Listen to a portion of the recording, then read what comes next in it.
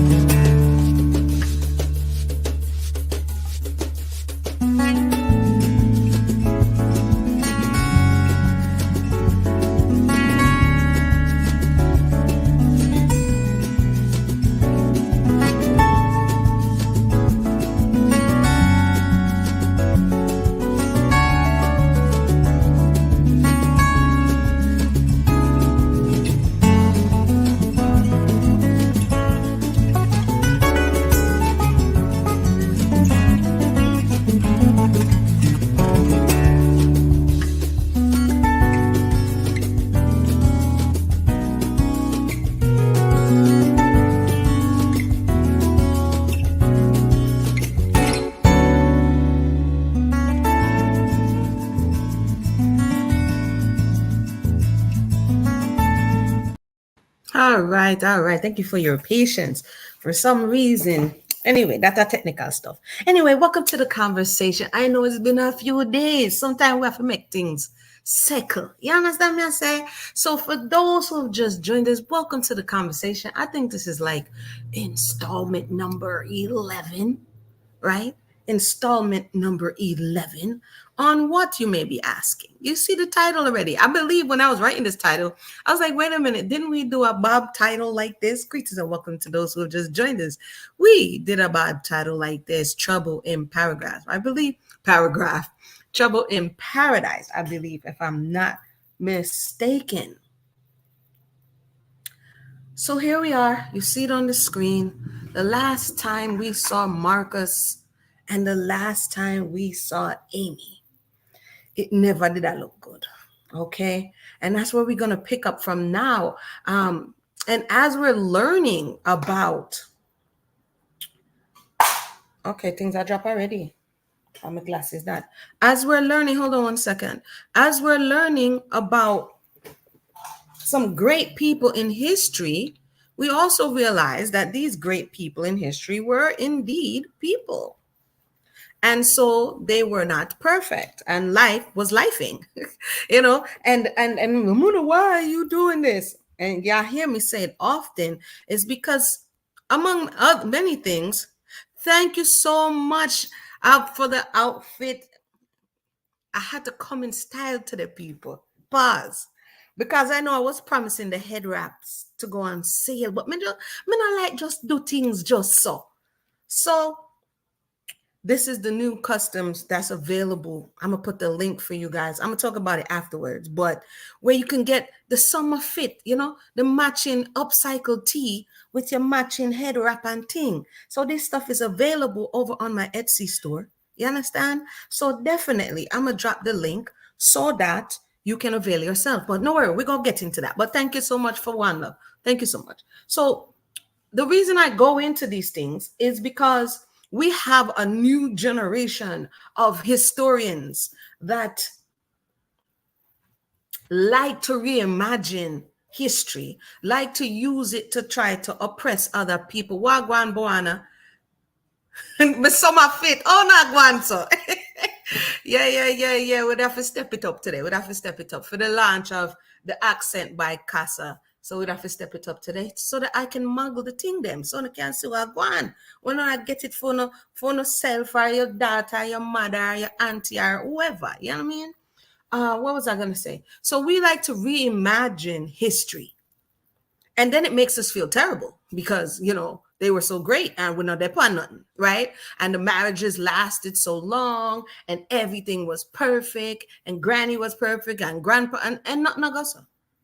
Not Nagasa. It was a different time, but people were peopling. People still did what people did in the context of that time period. And so when we collect all of these very important details, then we can get a better understanding of what it, or overstanding or understanding of what it is that we're looking at, right? So it's not to just like, oh, take out the people in business. No, it's so that the misinformation. Now, don't make any mistake about it. Personally, I think the pendulum has slung or flung too far to the other side. It was too much this side and it's swinging back this way, and it's madness out here. So I'm not saying that to say that certain things like decorum, certain things like dress, certain things like societal expectations that were there to kind of keep people in check, okay, those things are not there anymore. Those things are not there. We people are wilding out here in these streets, okay? Like just simply by the way we show up, the way we go outside, the way that we dress our children. It's like, what's going on here? But that's for another day. Yeah. Let's continue. So we are on Amy Ashwood. So the last time Marcus got married Amy on December 25th, what year that? 1919, okay?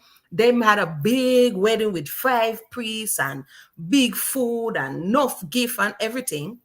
And he takes her to Niagara Falls, of which he makes it a workcation. He's supposed to be honeymooning. He there working, okay? And Amy, is it whiskey? What did she try to bring in? It's at the beginning of Prohibition, and Amy almost get Marcos bite. She almost get Marcos bite. Why? Because Amy tried to smuggle in some liquor, some whiskey. Can you believe it? So Marcus wants to take her and say, "Here what? I want to done this marriage, Amy. It's over between you and I." Okay? That was quick. 3 months later, he wants to be over because, she's endangering the mission. So let's pick up on page 48. Oh, backside. You know what? I did forget to run this little quick. It's not a commercial. It's just to remind us to subscribe. You know what I mean? So let me, before I get started. All right. Yeah, subscribe. Don't forget to subscribe to the channel. Greetings, Cynthia. Welcome to the conversation. All right. And shout out everybody in the chat. So we shot with it now. 48. Garvey's allegations, again, like she was out of control, this, that, and the third, were supported by an affidavit from his Nigerian friend. And I'm backing up a little bit because we read that already. D.D. Lewis of Montreal. Amy stayed at the Lewis residence in July of 1920. Lewis and his wife had reason to complain about her drinking, some of it in public, which at this time is a no, not only prohibition, but women drinking in a public. And her very, quote, loose and unbecoming attire. That means say a slackness, them a claim. Say Amy did a dress up in her, which would have been slackness for the time. You have to understand, slackness for the time may have been knee length, or slackness for the time may have been showing your arm. Not slackness today. If they thought that was slack, they would have wanted to see today. Sometimes I have to say, where are we? Can we have a conversation about where are we? Welcome to the conversation for those who've just joined us. And I'm a little early today, so I'm glad to catch you live because I know we are all over. And so, yeah. So basically, they accuse her for a drink and a bit. She was a city girl. Okay, she's a city girl. While away in New York, Lewis said his wife wrote him informing that Amy had come to the house drunk and disheveled and appeared to have fallen down in the street. Amy's love for alcohol was well known to her friends in latter years, though none of them accused her of alcoholism. Like, what was troubling you, Amy? Like, it's something that we're missing, because sometimes alcohol addiction, substance is self-medicating, right? You're something may have happened. something that you're trying to numb yourself from. There's something going on that you're this young, Amy, and you lushing it up a little bit, according to the reports. You know what I mean? 36 years after embarrassing Garvey at the Toronto Customs post, Amy still enjoyed smuggling alcohol. Like, was it the thrill? A letter to a Trinidadian friend in 1955 included instructions on how to smuggle rum past customs. I think that's really a Caribbean thing. Because back in the day, they used to wrap up the Ray and nephew in the sheets and the situation and tuck it before TSA. They was putting fish, fried fish festival, like they ain't had no food where they was going. I'm just saying, mango everybody took away. It says Amy responded. I know what Amy was trying to do. She was trying to soak her fruits for black cake. Amy responded to Marcus' charges by way of affidavit dated August 30, 1920. So she get the report in July. August, she'll reply. She denied the accusations of alcoholism, but was silent on the specific incidents alleged by Marcus and D.D. Lewis. That means she's guilty, including the Toronto Customs incident and the theft of whiskey from the Black Star Line. She claimed to drink wine and brandy only and on doctor's orders. Why are we playing right now? No, sir. Me drink. No, sir. Ongo when doctor order. She produced an affidavit to the effect from her doctor. At this point, are people getting other people to say things? It's a possibility. I don't know. She later produced another doctor's letter stating that she had been ordered to drink sherry while convalescing after a June 9, 1920 operation from endometriosis. Endometriosis is not funny, but the doctor suggested you drink wine after endometriosis surgery and retroversion of the uterus. So Amy was like, yo, she had some reproductive issues, and it was doctor's orders that, she throw one back every now and again. Marcus is tripping. Why are you tripping, Marcus? Why are we tripping? As to Alan Cumberpatch, and let's just refresh our memory. I call him Cumberpatch. I don't know why I want to call this man Cumberpatch. Alan Cumberbatch. He is the Juby who she got involved with in Panama when her father took her there and kind of left her there. Okay. Amy said she met him sometime in 1918, about 1.5 years after Marcus's last letter, and only after she had been informed and verily believed that the plaintiff had become mentally deranged. Son, when we talk about a bad divorce, why are they writing this down? So she's like, who? Cumberbatch? And I saw it go here, judge. I ongo after my fiance, me here saying ton madman, he mentally deranged, and he abandoned in a Panama. That's the only time and the reason why Mr. chat to Mr. Cumberbatch. And therefore, quote, lost to her. She had no contact with Cumberbatch since the day Tyler shot Garvey, and we read about that last time, except to inform him of her impending marriage. So remember, we read that she was like 10 days before she was about to marry Garvey, like, dear Cumberbatch, I do me like your style. It done. Come here, I got married, my fiance. I don't know if that's what she said, but okay. It says here, Amy, remember, because Garvey got her on 3 counts of inducing him to marry, right? Amy identified as their first marital problem, not the Toronto Customs incident of December 27th, 1919. They got problems 2 days after marriage. That means that they're never supposed to marry. If 2 days after you got married, problems already, you're never supposed to be married. 2 days? Not even good pan honeymoon yet. Not even good. 2 days, and there's problems in paradise. It says here, wish I were there. But an incident of late February 1920. So Amy's like, I lie, nothing go so. I never that. Yeah, Anna. It was later when Garvey found her reading a letter from Cumberbatch. Amy, I be trying, but you got too many strikes too early. Why are you over here reminiscing over Cumberbatch? And if that's the case, why did you send the letters for Garvey to bring you to America. Something, the math is not mathing. The math is not mathing. You had every opportunity to be like, Garvey, it's a dub.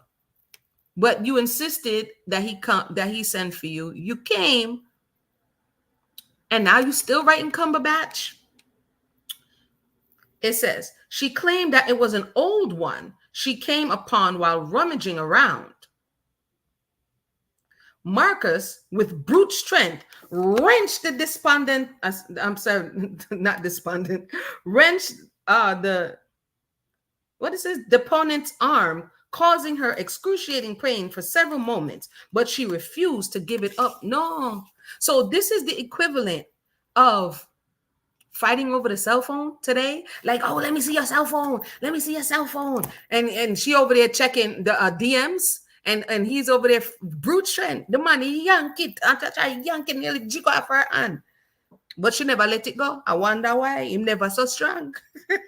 She refused. They must have been tussling over this letter. Marcus was again able to prove Amy's testimony untruthful. I don't know who to believe. This is just so confusing. Toxic parenting. Marcus, where am I?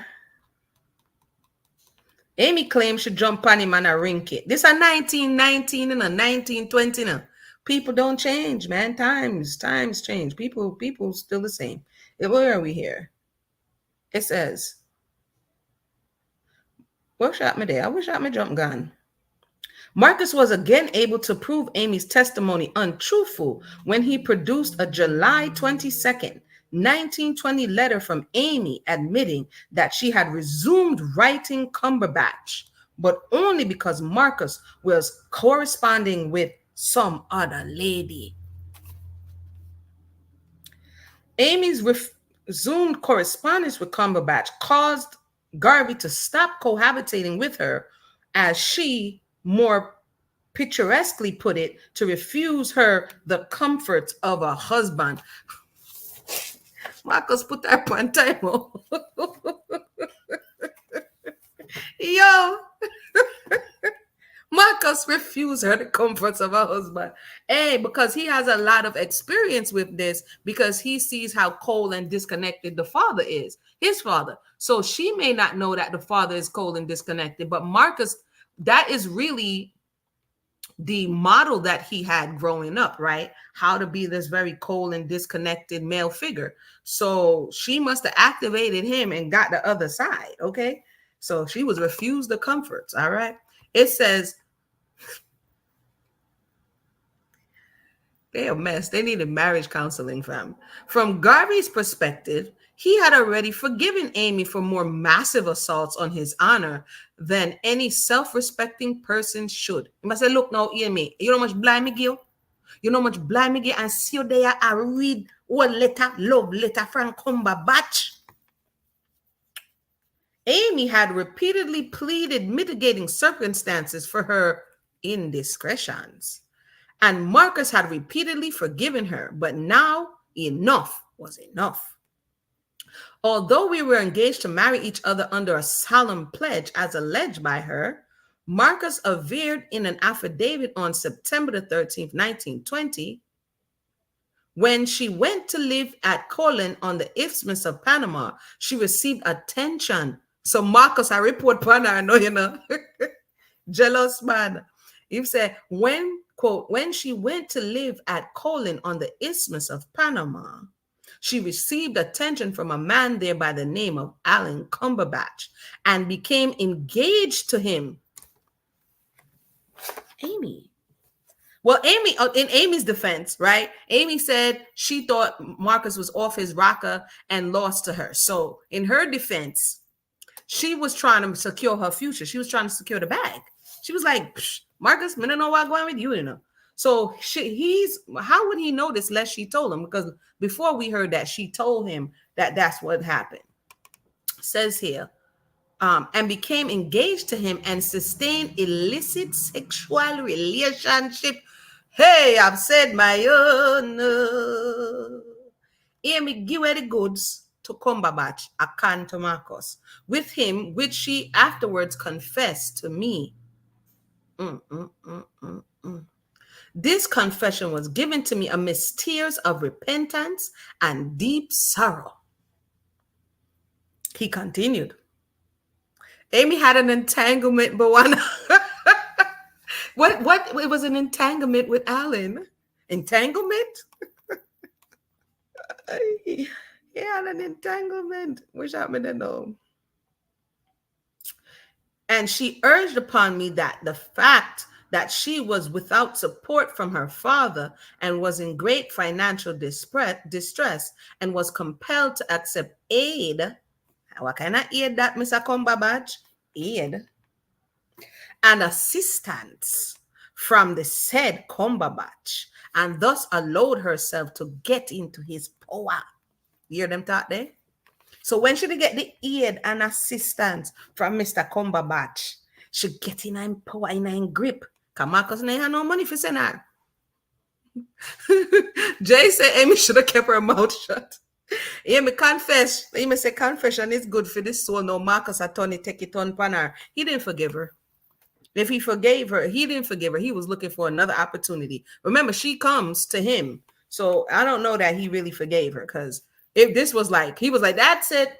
You're out of here, Amy.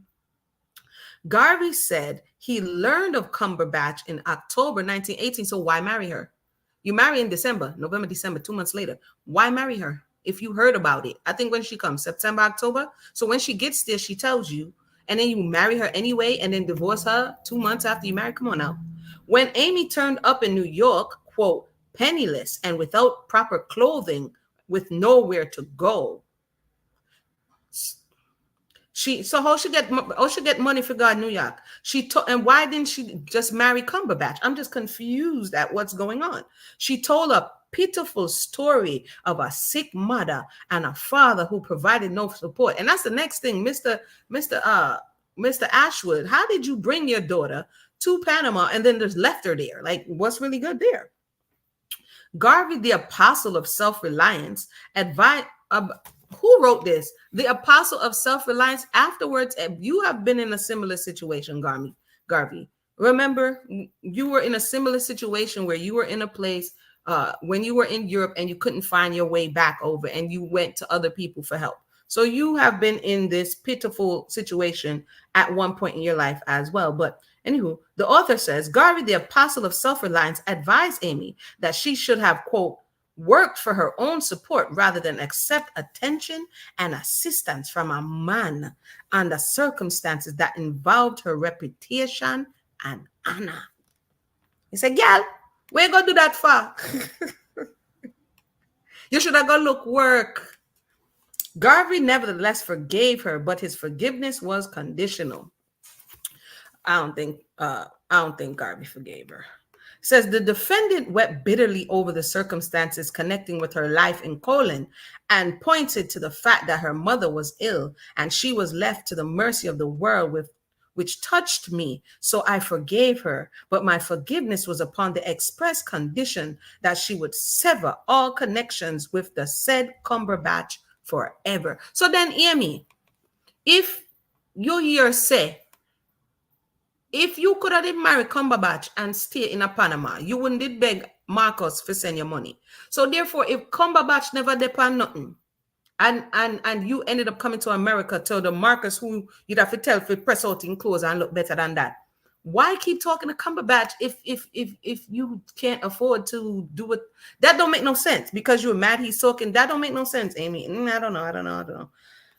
Anyway, it says, by resuming correspondence with Cumberbatch, Amy appeared to be callously unmindful of Garvey's selfless efforts to protect her honor.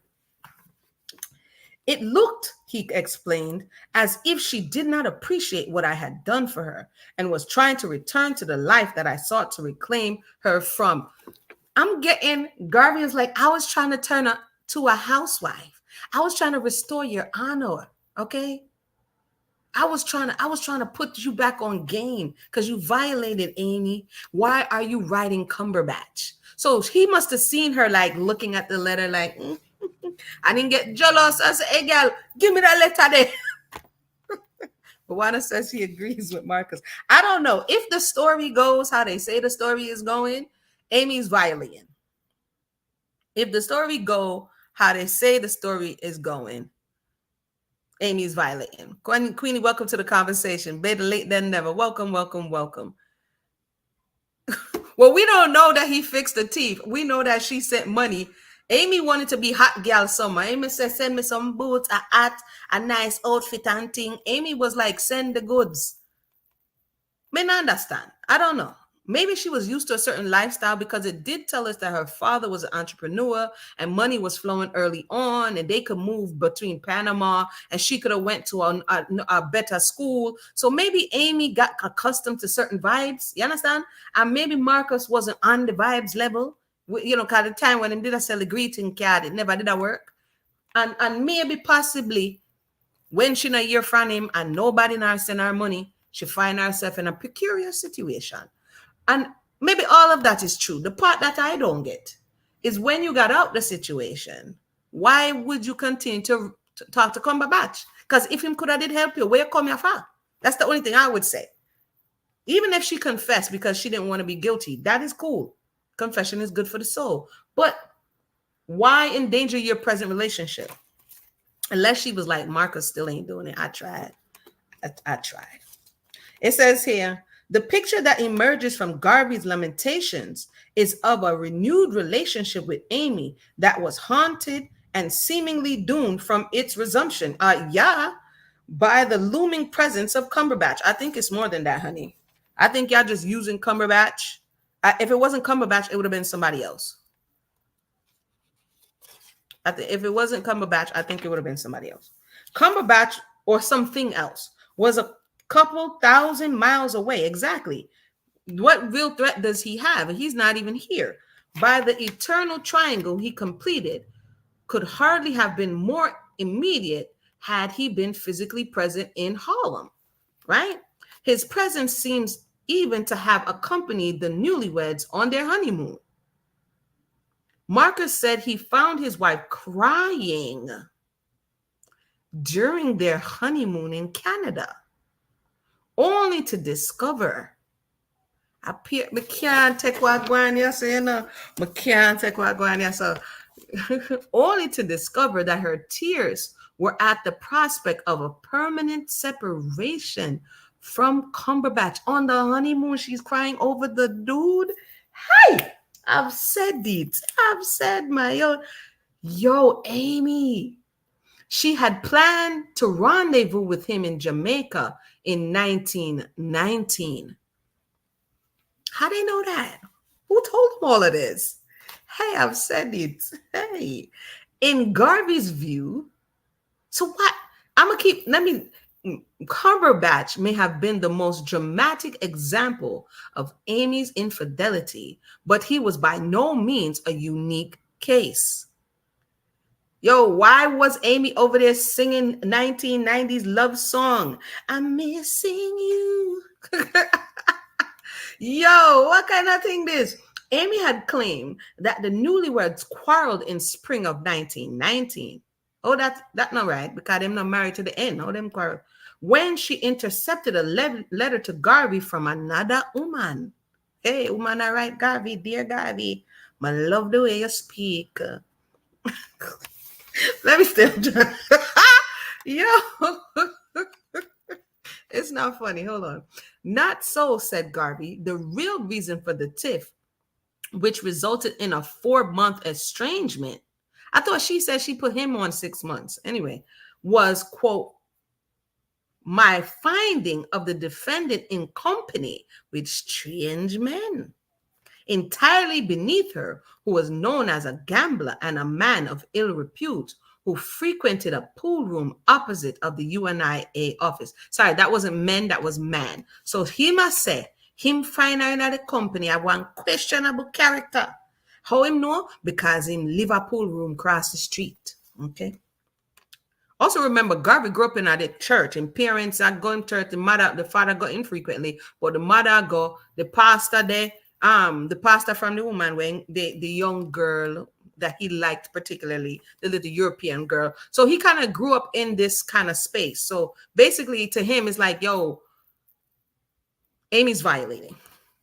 If Alan Cumberbatch cast a long distance shadow over Garvey's marriage in Guy S. Johnson, alias Solomon, he had a much more immediate problem. A problem, in fact, that was as close as the Black Star Line office, which Garvey, Amy, and Guy Johnson all worked. About 10 years after the 1920 divorce proceedings, Garvey recounted the obstacles that befell the Black Star Line. In discussing employees who stole money, he recalled the case of an unnamed person whom he gave the position of passage and traffic superintendent. This man, he remembered, although possessing very fine qualifications, couldn't do better than work in a factory. It was out of the factory that I took him. You're no Garvey. You know where me take you from? He was in ordinary circumstances when he came to us. His clothing was not the best. Then, Garvey, are you coming for people now? Are you classing people right now, Garvey? Hey, hey, hey. But after 2 months, this Negro, I don't know why, this Negro was the best dressed man in Harlem, a fashion plate. He had all the women around, and to my surprise, after a while, he also had under his influence my first wife. Garvey said, "Me take you from nothing. Nothing never did I go on with this man, right? He work at one factory. He never had no money. He couldn't dress nothing. And we bring him in at the organization. We make him somebody, and the man start dress. The man clean up and thing. Next thing you know, he not have my wife. I watch him." Because you have to remember what's going on in the 20s. Zoot suits. Harlem is all about the dress. Let me see. 1920s. We got to get a visual here. Because it's the zoot suits, it's the hats, it's all of that. Okay. So Garvey is like, look, this guy, he come in and he's doing too much. Hold on, let me see if I could get something here. All I'm seeing is that opening scene. By the way, one of my favorite movies is the Malcolm X movie, back in the day, done by Spike Lee, right? And so let's get some possibles here. Let's see how clean the man could I be. Why? We know that. Wait a minute. We know that Amy likes fashion. We know Amy likes fashion. So Amy's over here lusting or admiring, better word, the man where Marcus bringing, and Marcus is wholly in his feelings. So let's get some visuals here. Hold on. We're going to get some visuals real quick, just to spice it up. Because we're going to get to the other stuff real quick. Wait a minute. Do. All right. And remember, Amy's in her feelings because why? She says Marcus is not best dressed. Who else was best dressed? Cumberbatch. Cumberbatch also had a little appeal to him. And that's what he was, a tailor, right? Coming from Barbados. So we got some old school man. You see the man in them 3-piece in clean shoes and thing. You understand? Hand in a pocket. Them way there. Later on, we're going to read that Marcus's clothes had holes in them sometimes. This is not the guy, but this is how they were looking, right? So we don't know how flashy, but according to Marcus, he was the best dressed guy in Harlem. It may be an exaggeration, but the man them did shop, okay? And it looked like Amy have an eye for man we can dress. Anywho, Amy's alleged attraction for the fashion plate, quote unquote, certainly a reference to Guy S. Johnson, coupled with her Panama affair with the dapper Alan Cumberbatch, again calls to mind her reoccurring disapproval of Marcus' personal habits. And I just alluding to that, right? She is like, remember, she was attracted to Marcus for the hype, really, for the passion that was in him. But she's not really liking the aesthetic.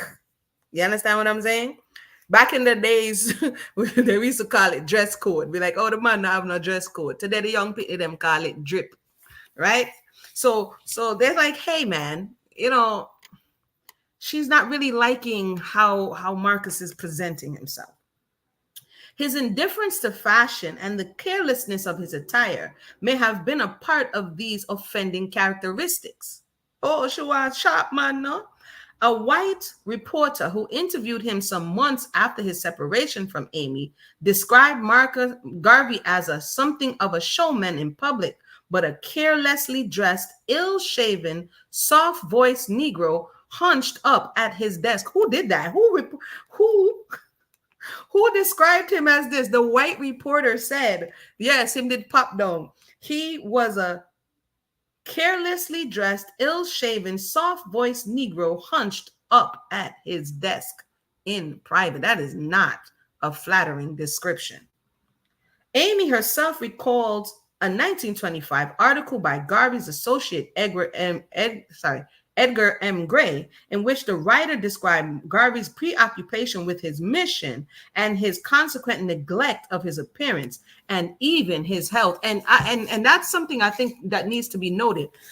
Sorry, this is the 11th installment. For those who just joined us, welcome to the conversation. If you missed any of these and you don't know what we're talking about, you're going to have to go to the playlist after this and catch up. But I spoke about this in an episode before. I can't remember which one. Is that sometimes the push and the fire that we see in world leaders or people who have these big missions is coming from a place of lack, of want, of desire to create in the world what they didn't necessarily have access to, right? So in Marcus's case, he was more concerned with making change externally than making change internally. He used, this is what I'm ascertaining, okay, from the text.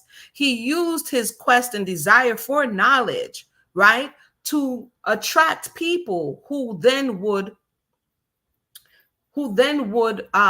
be empowered. So he was trying to empower people externally, but he wasn't able to do that same thing for himself, right? And if you would do good, the Bible tells you, know unto whom you do good to, right? And we're supposed to, in a certain degree, save ourselves before we can save others. You understand what I'm saying? But oftentimes when you turn it around, it depletes the person who's trying to be this savior for other people, while you're and Bob Marley also had this sentiment later on, that his life doesn't mean anything to him if he can't help plenty people. So you now become this sacrificial lamb for other people, and you don't necessarily value yourself as much as you value these people. And that, to me, comes from an injury in childhood. All right. Because why aren't you taking care of yourself? Why aren't you taking care of your health? Why aren't you taking care of how you present? But yet still you're telling the people we should have businesses, we should have this, we should have that, and you just talked ill of the guy who was looking shabby, but you are also the guy who's looking shabby, right? So that's kind of what I'm getting from this, but he's not in this alone. It happens often because you kind of want to fill the void with the validation and acceptance from people outside, because you don't think in and of yourself that you are valuable and you're worthy, right, of whatever it is. In his case, he didn't get the confirmation from his father. He didn't get affirmations from his dad. His dad was absent in energy, in spirit, in emotion. He wasn't there. And so now Garvey's looking for that outside, right? And for him, dress, maybe he's willing to sacrifice these other things to get the thing that he really wants. Writing soon after Garvey's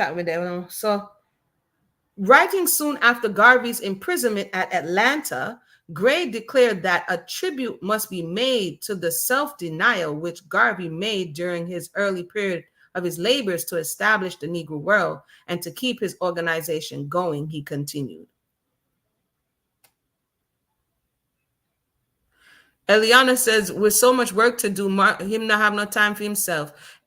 Amy was to take care. Amy was busy. I mean, to a certain degree, listen, if we're no good for ourselves, we can't be any good for anybody else. And it takes more energy to try to convince people than to live by example, right? Today they call it influencers. It takes more energy to do all of what he's doing than to actually model it, and the ripple goes from the center outward, right? We can't. The reporter was out of order. If we skip over ourselves in the quest to help other people, then it creates this. Not only does it create an imbalance, it creates a question in the mind, like, if this is so good, why aren't you doing it? If this is so good, if we're supposed to do it as a community, how do we get to community status when you don't have the foundational building blocks of the individual, the family, and the collective? How can you go out there and do it when you're not doing it in here? I mean, in simpler terms, my grandmother used to say, dance a yard before you dance abroad. I said, go. It says here, it says, it goes on. I have a vivid recollection of a poorly clad, asthmatic Negro. Who is doing this? Half sick and underfed in appearance, with hardly enough clothing on his back to keep him warm. I saw this young man in the Rose Dairy Room day after day, eating portions of corned beef hash at the small cost of 15 cents. I visited his lodging and saw there dozens of empty sardine, salmon, beans, and cooked or prepared soup cans from which he had eaten morsels so rude and meager as to draw forth the pity of anyone who saw him. What kind of diet this Garvey? No, sir. You not take care of yourself, though.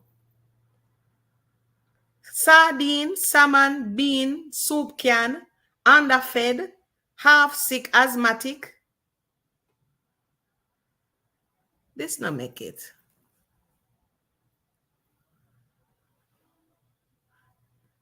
This not make it.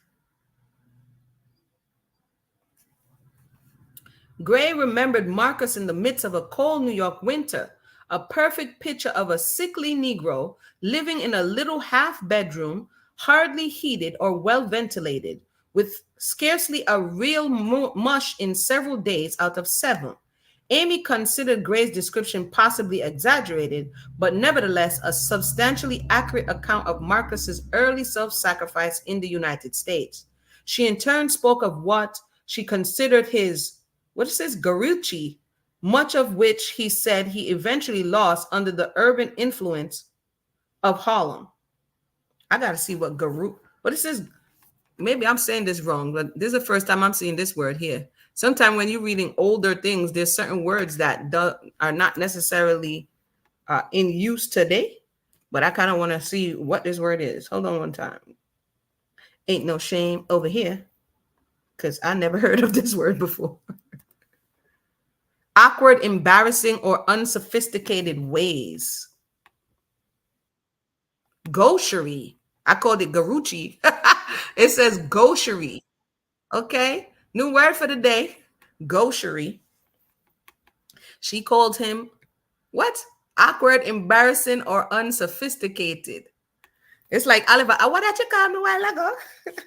Hey, let's continue, people. You learn something new every day. And she no wonder she brought the picture or the words from Alan Cumberbatch. She must have been like, a woman married. She must have been having buyer's remorse. It says here. She in turn spoke of what she and she repeated essentially the same charges as late as 1935 in an interview with an English paper. When she met him, she said he hadn't got a cent, but only a shiny morning coat and trousers that didn't fit or match. However, he had personality and optimism. Dang, tell us how you really feel, Amy. Help me. It's not funny. Yo, they had a public throwdown.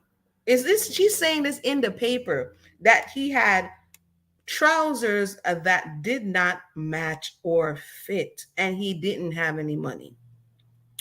It says Amy Jakes also documented this facet of Garvey's early Harlem experience. Some of his audience, she wrote, could not understand why the foolish foreigner would go hungry and stand up talking about Africa till he brought tears to the eyes of some of his sidewalk hearers, when he could use that silver tongue to live well and wear good clothes. Twice, Garvey got dizzy and fell off soapboxes because he was hungry.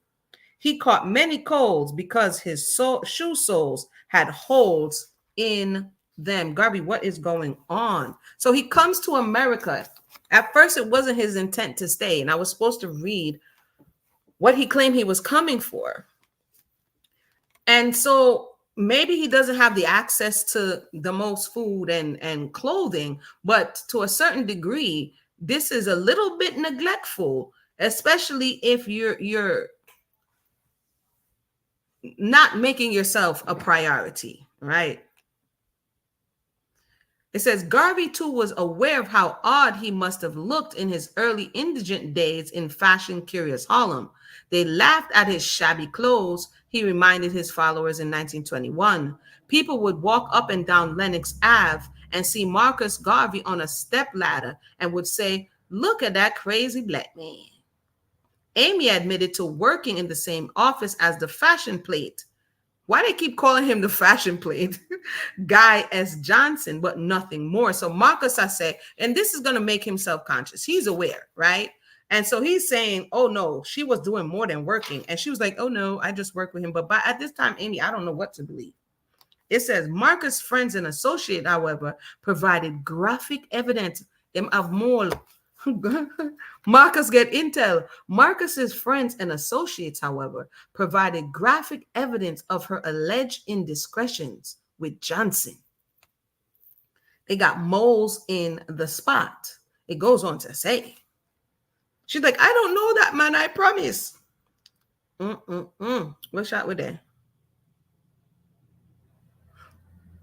Harry R. Watkins swore that he saw Amy and Johnson alight from an automobile and enter Amy and Marcus's apartment while Marcus was away in Boston. So he must say, a lie, because me pass by the yard. And who that me see? But I know Amy are going there with man. They on to you, Amy.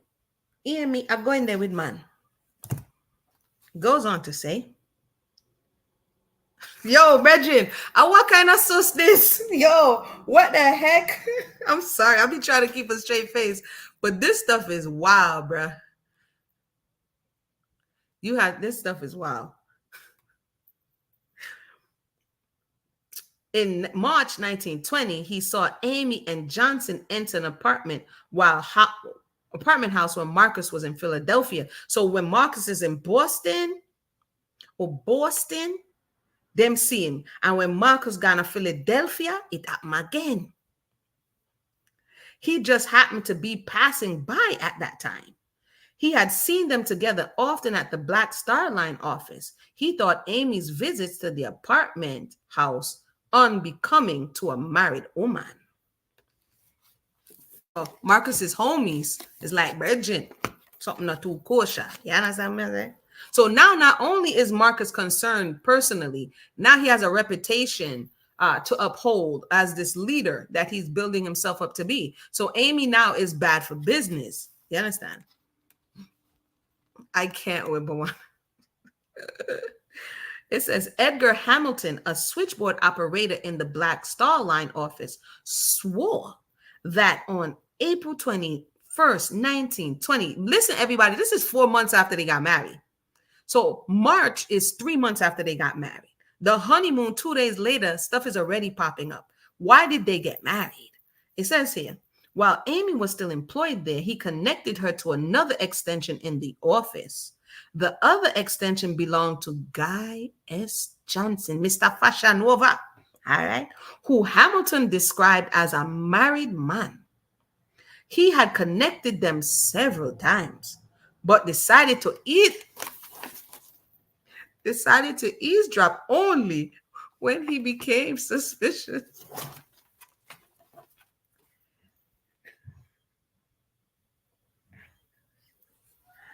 Yo, son. Oh, gosh. Homie said he needed intel.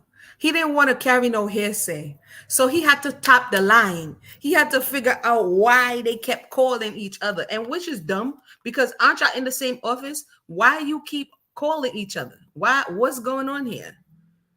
You know what I mean? What's going on here? Okay.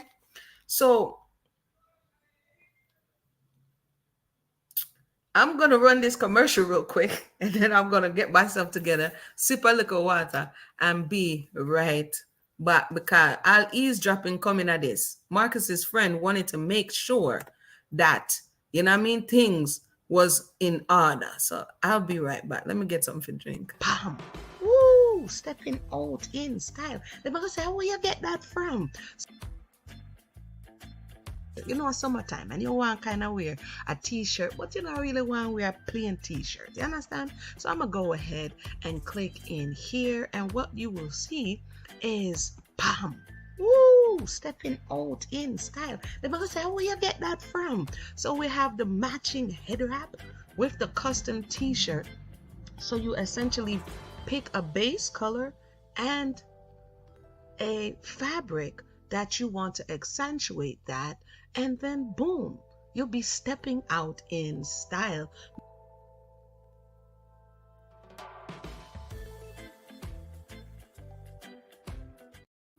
All right. So that was the commercial. Definitely go ahead and check out the link in the box if you're interested in 100% custom head wraps as well as matching tees for the summer. You understand what I say? Yeah, so we are do it. But let's get back to the story. Let's get back to the story and the chat. Thank you. I said, you know what? We have to take the clothes off of the hanger and muggle it a little bit so you can see the potential. So you can see the potential. Eliona says, nevertheless, he preserved. This is how people live when they move from one country to another until they can establish themselves. No, that's not the issue. I mean, many of us are either the first generation immigrant or the children of immigrants.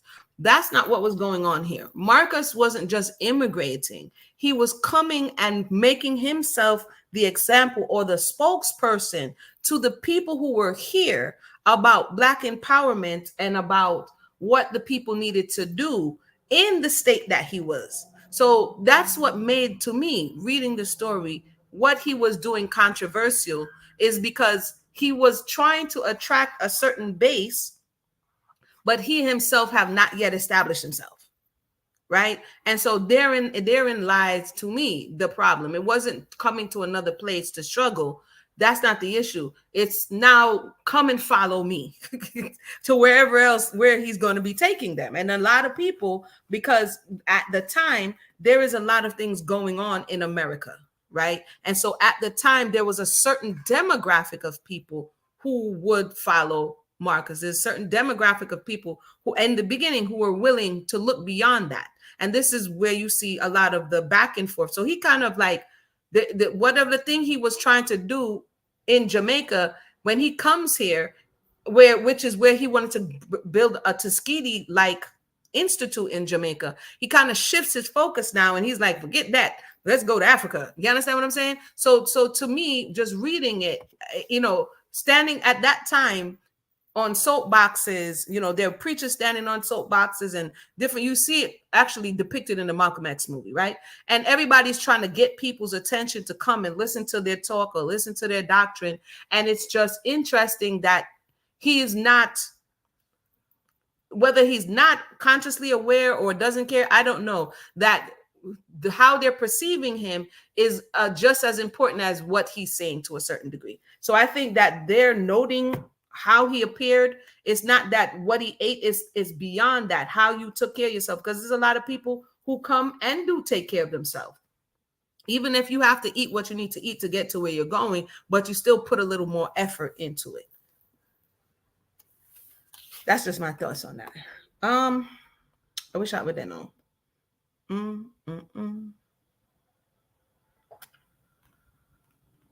It says here, oh, he chopped the line. So it says, hello, dearie, Amy began, according to Hamilton's sworn recollection. Ragil, she a call the man, Mr. Johnson, dearie. Hello, baby. How are you now? Johnson replied. Tell me how you enjoyed me. Hey, me can't take this. How kind about this? Mr. Johnson, they on the line. I asked Amy how she like a walk when gear last night. Amy.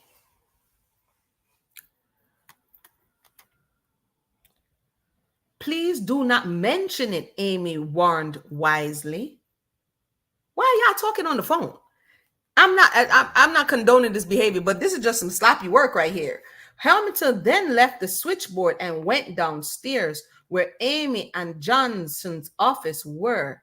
They were still conversing, which is dumb. Why are you still talking on the phone? He last eavesdropped on the illicit lovers on April the 23rd, 1920. On one occasion, he actually remonstrated with Amy over the public appearances with Johnson, especially when her husband was away on Black Star Line business. Amy acknowledged that her actions were not right and promised not to do it again. No, Amy, you're gone too far. No, no, no, no, no, no, no, no, no, no, no. No, you're gone too far.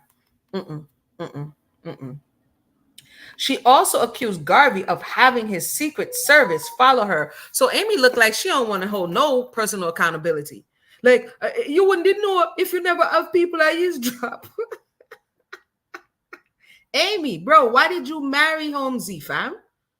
Why did you marry him? It don't make no sense to me. You should have just left him and shot him there.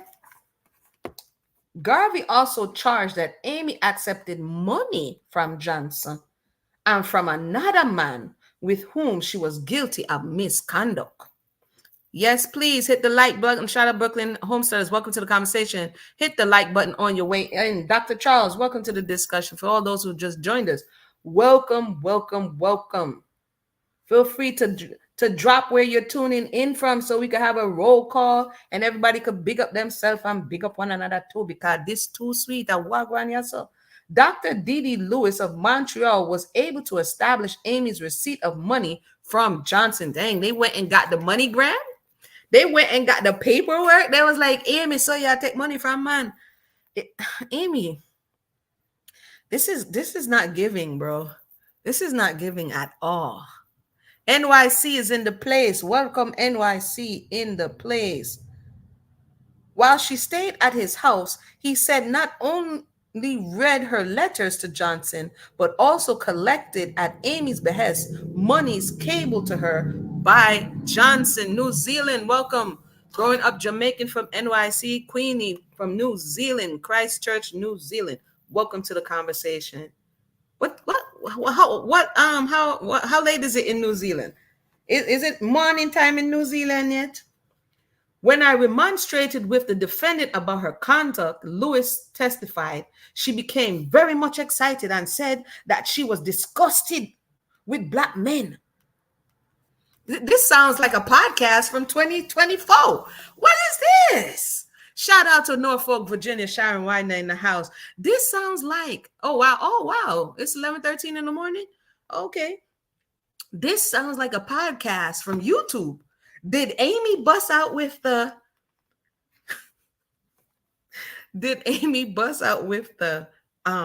she was disgusted with black men and left my house and went to live with white people who kept a rooming house nearby? What? Amy came up with a complicated explanation, unsupported by any affidavits, of her financial transaction with Johnson. She claimed to have lent her brother $100. Her brother, in turn, lent Johnson a similar sum. She was money laundering. Johnson then decided to repay his loan to Amy's brother by paying Amy by way of novation. Amy, this sounds confusing. What you was doing? Partner draw? You lend money to your brother and your brother lend money to Johnson and Johnson give you back the money where you did lend to your brother. I must say partner draw. Yo, Amy was like, it was the partner money. Y'all tripping right now. This is how he came to send her $40. He still owes her brother $60. If I laugh, hold on them. I want to see which part them if I laugh, what in the world? Amy said that was my partner draw money, not too fast. Oh, not too fast. I think there's some disconnect with Amy somewhere. Something. There's a disconnect. Oh, these are in the affidavits. I gotta go and read the whole thing. 19 September of 1920. I gotta see if I have. All right. So it says here, Johnson continued to be a part of Amy's life despite the initiation of Garvey's suit for annulment and divorce. Garvey complained in February of 1921. So this is drawing out now because they already, this thing, the bottom fell out from the jump, okay, from 1920. And now we're in 1921, the following year. And it says Garvey complained in February 1921 that Amy was still to be frequently seen misconducting herself with Johnson. You hear me say the room? No, it's whiskey, brother. It's whiskey. Why Garvey still? I say, oh, so that Amy over there, do I misconduct herself with Johnson? In her response, how much minutes we gone? We at 1 hour. I'm gonna wind down, and we're gonna pick it up on the other side of this conversation. In her response to Garvey's charges, Amy made much of her husband's moodiness, of his refusal to sleep with her after a certain point in the marriage. What point? The beginning? And of his indifference to her pregnancy, miscarriage, and subsequent hospitalization. Garvey, however, was once more able to use one of Amy's own letters against her, this time to substantiate the startling claim that he was not the father of her miscarried baby.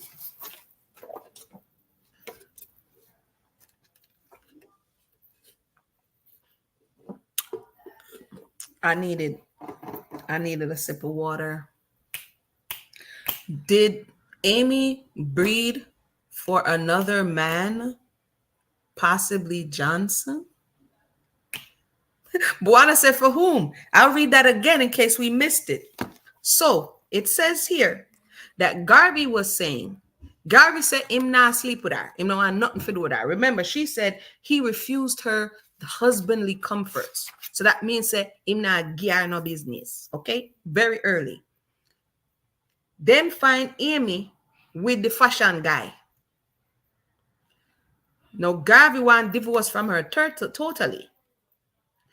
And Amy's saying that Garvey is the cause because he moody and he refused to give her the goods. And that she had a pregnancy and miscarriage and she was hospitalized. This is me recapping. It also goes on to say that Garvey was like, I lie you a tell, because I have one of the letter then where you right tell me say, he was not the father of her miscarried baby. So is it a jacket? Was Amy trying to give Garvey a jacket? It says, the plaintiff was and is a person of many moods, whims, and idiosyncrasies, Amy explained, and oftentimes would stop speaking to your deponent and otherwise humiliate and abuse her for the most frivolous and unreasonable cause or pretense, because he didn't forgive her. And oftentimes during such spells, the plaintiff would leave deponent's apartment stating that he would never return again. It doesn't say defendant, it says deponent, which is interesting. So Jay is saying it's not jacket. At what point did she tell him? I don't know. I would have to read the affidavit. I don't know at what point does she tell him. Did she tell him before? Does she tell him after? Is it a vest? Because I don't know. Is it a vest? Like Dr. Charles saying, I don't know. At what point does she say, no, he's not the father? I don't know. I don't know. I'm going to leave this right here for a second, because that's a lot. Because we're going to get into how Amy is saying that Marcus is abusing her basically emotionally by the way he treats her. Basically he's icing her out. He's moody. He has whims. Him no really want. Really more than so. and he's not pleased with her behavior, this, that, and the third. So I guess that in her mind, that's the reason. Amy's given to me a little bit of spoiled vibe. She may have been, let's just say, privileged. She may have been privileged uh when she was younger, because she's giving like, if you don't give me what I want, I'm gonna go get it anyway. And then I'm gonna bust some tears and make believe that you the reason. Now, I'm not saying that Marcus is totally absorbed of all his behavior, because we know that he gets this type of behavior from his father. I put the link in the box if you would like to share your thoughts. But this story took a turn. This story went left. Again, I don't know who advised them to marry, but yeah, I'm talking about that went downhill quickly.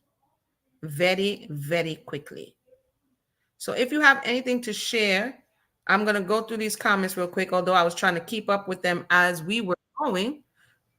We see Tate, who has joined us. Welcome to the conversation. Hi, Mona.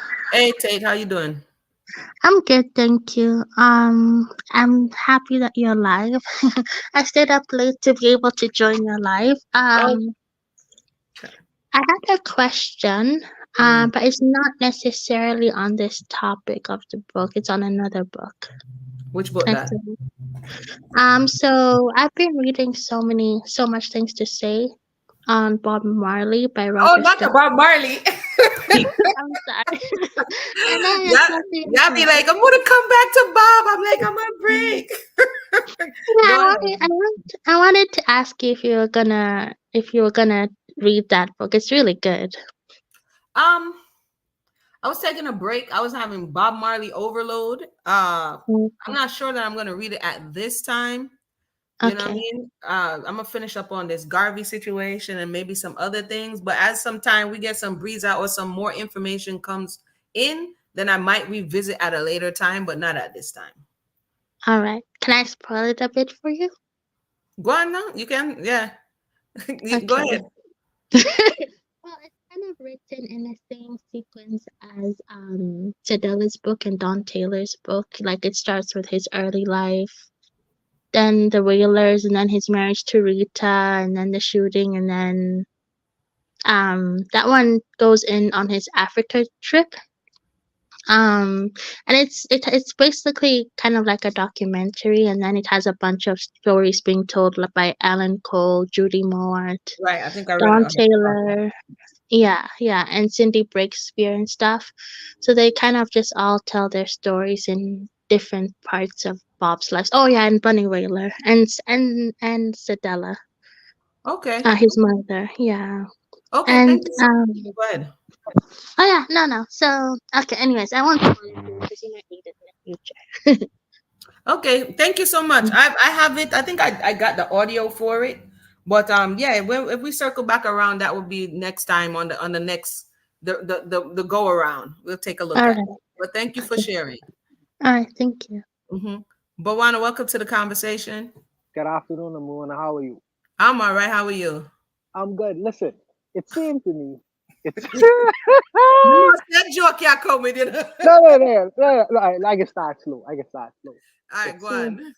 it seemed to me like Garvey had very poor decision making skills in his professional life and his personal life. Because if a woman,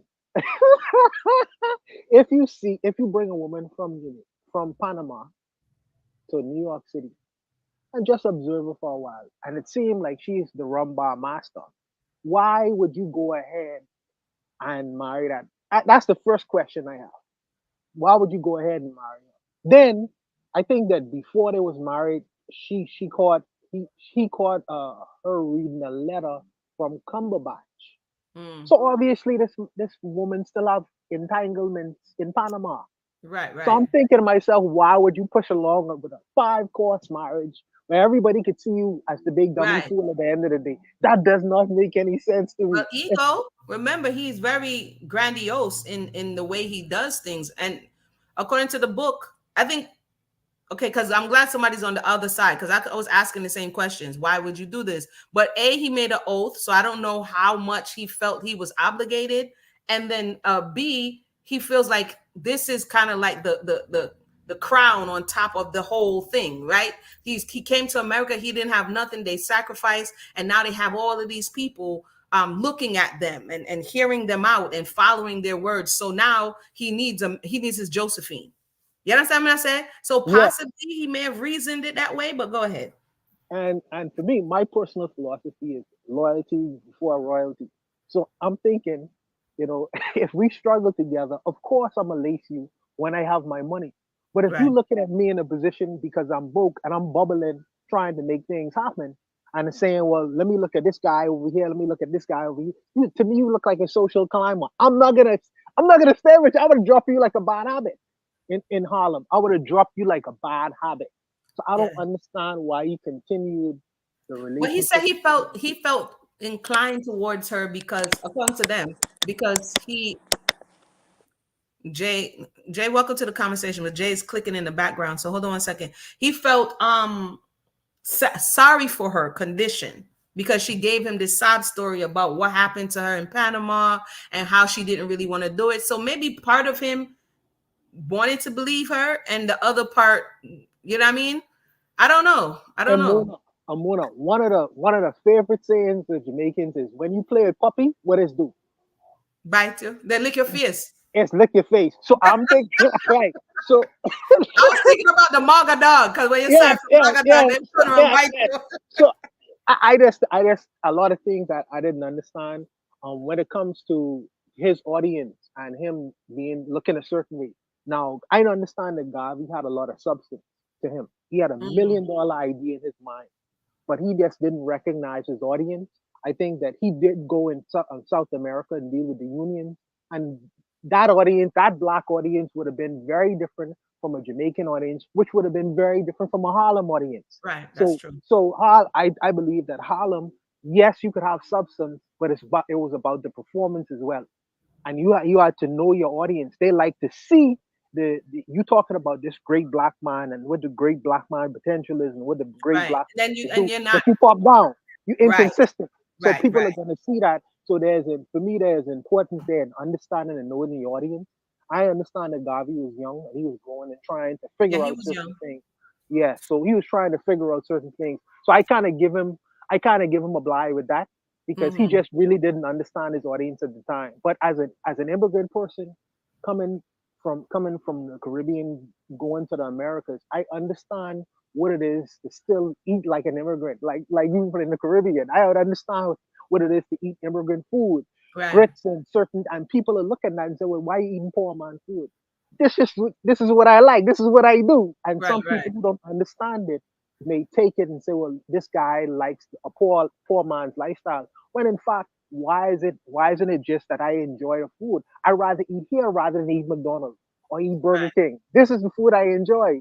But that's what really all I wanted to say, and I appreciate the time and I respect you, Thank sister. you.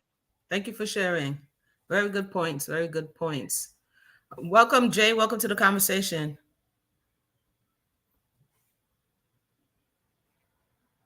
Mic is muted. Yeah, can you hear me now? I'm hearing you. Are you hearing me? I am hearing you. Welcome to the discussion. Hi. Yes. Hi, everybody. I don't know. I feel really bad for Amy, and I know You she's do? terrible, but I still feel bad for her because I think what happened, and it's just speculation because I really don't know her story. Right. I'm thinking what happened is that when she's in Panama, she's with the guy. What's his name? Cumberbatch. Cumberbatch, Allen, yeah. And she probably likes Cumberbatch, I and think she's so. thinking things are going on between her and Cumberbatch. Hmm. While you know how men are, they're just after what they're after, you True, know? true. So he's friendly with her and gives her money even, and once he get what he wants, then he kind of drops her, or she goes at the bottom of his list while he's pursuing somebody else. You know what I'm saying? You bring up a good point because I was wondering if it was good there, why come here? You know what I mean? But you Yeah. do give up, you bring a good point. Go ahead. one of the things that you had mentioned was, I guess his niece wrote a story about him later on in life, saying how he was a lifelong bachelor. Right. That's what we So read. yeah, it seems like he never had any intention of marrying and settle down and what have you. Meanwhile, Amy probably was actually in love with him and thought something was going to happen. And then Mhm. when nothing was happening, she just said, "Oh well, I guess I have to fall back to the what I had on reserve," The Napoleon. which was and unfortunately, he's this kind of a sloppy guy when Yeah. she likes the better things in life, Yeah. and she not only does she like it, but she was actually getting that kind of from Cumberbatch. Right. And unfortunate, and the bad thing is though is that she could have given Garvey what he needed in a sense of that style and you know True. to make him more palatable to the New York crowd. Right. She given him that, but I also remember how in the beginning how Marcus was like he doesn't take things from anybody and he has his own mind and he It's does very things. prideful. Yeah. I'm wondering, like, she's there trying to say, Garvey, don't wear that or Right. do such and such. And, no, this is what I'm going to do. And you know what I'm saying? You can't hear it. Yeah. And Yeah. so he's doing him, so to speak, turning off his crowd and turning her off too. Yeah, I think so. I think she's turned off, and he's not like you're saying. He's stuck in his ways and not really realizing. Not to say that it give her a green light for a Right. sweet talk on the phone. Right. It's Right. not funny. Yo, how you like the way the friend was like, wait, and what did she just say a while ago? And Johnson is like, yo, you like the way I deliver the goods last night? Like, who does this? And Who to have does them this? eavesdrop on the people them call. What kind of wickedness that? Nobody say one proof, sir. But on a film business. Jesus, let's say you never know Oh where I'm going behind gosh. closed doors. That was wow. That was crazy. Like she I don't know. I think she got accustomed based on the way they talked about her father early on. He's an Mm-hmm. entrepreneur. He's going between Panama and Jamaica. She's used to some flow. You Yeah, understand what I'm saying? And they took her back and she went to school and she's educated and she's in debate club. Here comes this man talking about, oh, we're gonna do great things together, but him not depend nothing. mm-hmm. You understand what I'm saying? He ain't Right. on nothing. And then yeah, they tear y'all apart, and then you don't hear from him, and then you see this dapper you come in and he sweep you up. Yeah, Yeah. yeah. Yeah. And then of course I think women always do this and fall for this where they feel like they have to confess and they have to be honest. Meanwhile, the man them out there do what I'm gonna do. And Well, them you not said she shouldn't have confessed. didn't say nothing. She messed that Oh up. gosh. The thing with men, it's like I don't know. I mean, think about it with Bob, right? With Marley, Mm. right? He's out there sleeping with every Mary Jane, Nicole, and everybody else. And Rita have one little man, and him Yo, he took that joint to the end. He was like, oh, him couldn't take it. He could not take it. so it's like woman. Them say woman can do what man can do, and True. That's what they it's true. say. And when you do it, you can't talk about it. Like them go there and pick and do all kind of things, and it's so in a way I feel bad for her, but at the end of the day, she should also understand the time she's living in. Right. Like he's right in a sense that he at least took her knowing that she slept with Cumberbatch. Right. A lot of them wouldn't even go that far. Right. They couldn't even tolerate something like that. So So I don't think. What do you think about Marcus for saying he forgave her? Do you really think he forgave her, or he was just compelled for whatever reason to help her? But he, you know, what I mean, in the heart of hearts, he ain't really forgive her I because think that was quick. he wanted to forgive her, but that's what I'm saying. It's hard. A woman can kind of say, okay, that's it. You're not going to sleep with anybody else, right? It's over, right? And then the Mm. woman can go on with you. But for a man, it's just, it's hard for them to swallow, you know? And I think he wanted to, but he just couldn't. And when I was thinking about, too, in the beginning when he was hosting like the original thing in Jamaica and he was doing it out of his hotel room, Right. can spend the money and got him a decent place, Right, right, right? For him to have his meetings and stuff. So right, it's not when she had it flowing, she didn't, help him right. out. She, like you said, from the beginning, she kind of wanted to level up the situation. Like, hey, this is Hmm. not acceptable. Right. But again, like he may be coming from, again, his father, he has some issues that when she describes his behavior, it sounds like him describing his father. You know what I Mm, mean? And mm. so being emotionally unavailable, temperamental and all of these things. So I don't even though he may have wanted to forgive her, I don't think he had the Yes. ability to move through something like this because of Yeah. his background. You know what I mean? Yes. But And the his one go I on. want to give him kudos for is that, a lot of these people, when they come and they try to start something, the first thing they start is taking the money, buy a big car, buy a big house, Right, buy clothes. He wasn't doing that, which, right, that's what turned out being bad for him because it gave him a bad image, right? right, Because they charge him with mail fraud and all of that. But when you look at it, it was kind of his mismanagement more than him being a thief, you know. So at least he was good in that sense, where he wasn't just trying to mislead people and take their money and spend it on himself and that kind of thing. right. But you do have to spend some of it on yourself, you Yeah, know. I think that his objective was something different, and that kind of sacrificial lamb was to show the people, listen, I'm not trying to finesse you. I'm Mm, not trying to take your money. But like you said, there had to be a balance, yes. and like somebody said in here, with his skills, they said basically he should have took it and used it for his own advancement. And so I think it was a concerted effort to not do that, but Hmm. he dies early. You But know what I if mean? the From money that, mm, job, or he had, some other source of income, that was his job. So I right. don't know why he didn't think he couldn't have used some of the money to, help himself a little. Maintain himself. Yeah. Yeah, yeah, but We're gonna see that later when Amy takes him to the gleaner. So definitely stay tuned when Amy comes for that alimony check. oh, Jesus. Yes, stay tuned because Oh, Amy ain't done yet. okay, Amy is not done yet. Thank you so much for tuning in. Thank you for sharing your thoughts. alrighty, bye. All right. For those who just joined us, welcome to the conversation. I'm going to wind down at this point. If you have anything to share, feel free to come up to the mic as we wind down. Sound like a selector. As we wind down, go ahead and share your thoughts. Ay, ay, ay. What a preke. What a preke.